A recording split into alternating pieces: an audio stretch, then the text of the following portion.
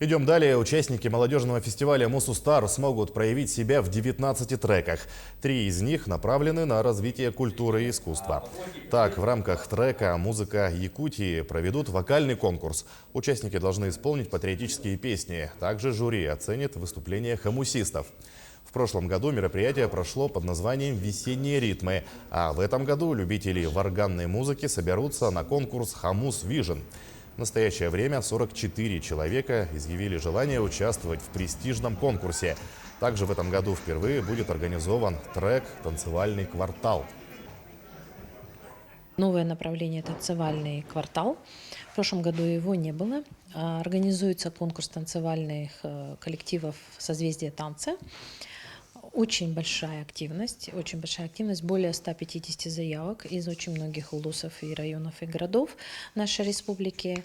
По положению допускаются участники разных, абсолютно любого стиля танцевального жанра. Победителей мы увидим на заключительном концерте, который состоится 26 числа, 26 марта на основной сцене комплекса «Триумф». Там выступят также победители и «Солустар», и «Хамус Вижн», и «Танцевального квартала».